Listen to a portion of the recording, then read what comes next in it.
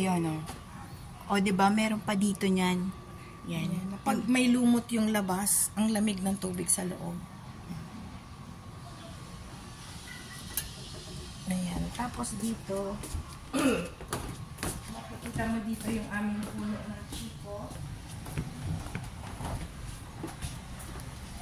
Itong puno ng chiko. May bunga pa siya pa isa-isa, pero ang tamis ng bunga niyan. It's older than the house. Tignan mo kung gano'ng kalaki yung puno. Oo, ma'am. That's about 200 years yung puno na yan. 200 years, take note. 200 years, guys. Nagbubunga pa. Oh, nagbubunga pa siya. Declared na to ng DENR as a heritage tree. Ma'am, ito po bang P. Gomez? Ano po yung original name ng street talaga? Hindi ko alam. Basta P. Gomez P. Gomez na siya, hindi natin po. Ito may mga porcelain na kapa. Ayan o.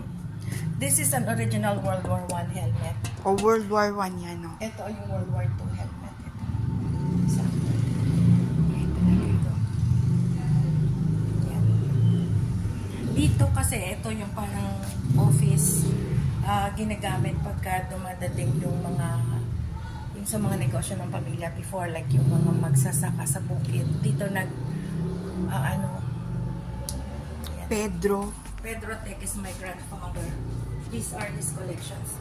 Maski ito yung shell ng sa kanyon.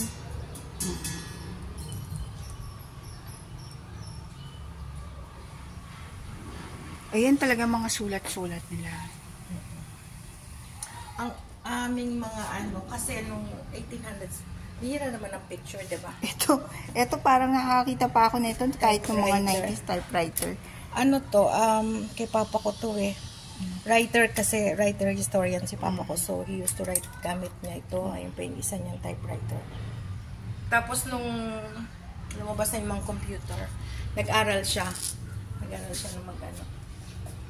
Ito, some of our documents, ang inaano namin documents, kasi walang picture kami nung natatanda. So, just to prove na talagang 1800s ang bahay. Ayun, ma'am.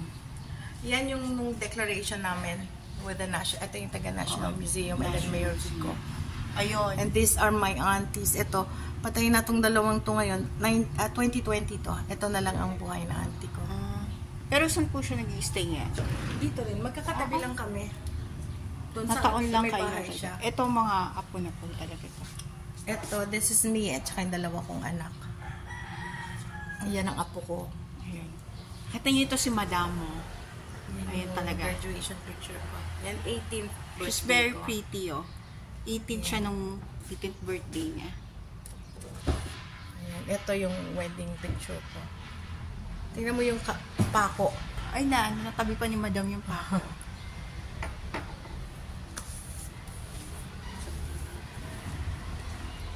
Tapos ito yung itong jar, we call it tina. O may nakita na naman tayong jar. Dalawa yung namin na yung isa. Ang kwento ni papa ko, nandito sa azotea, itong dalawa.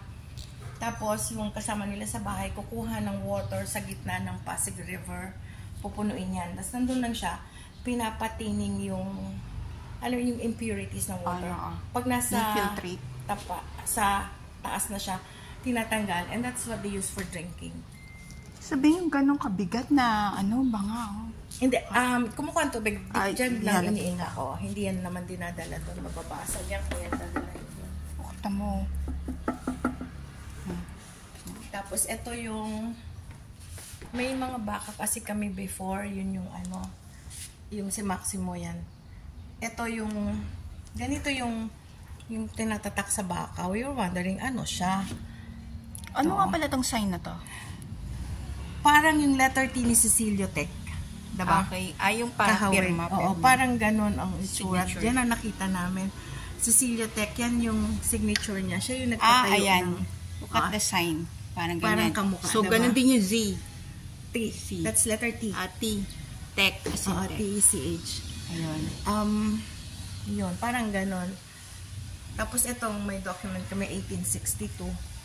Tingnan natin yung petsa yun. 1862, 1863.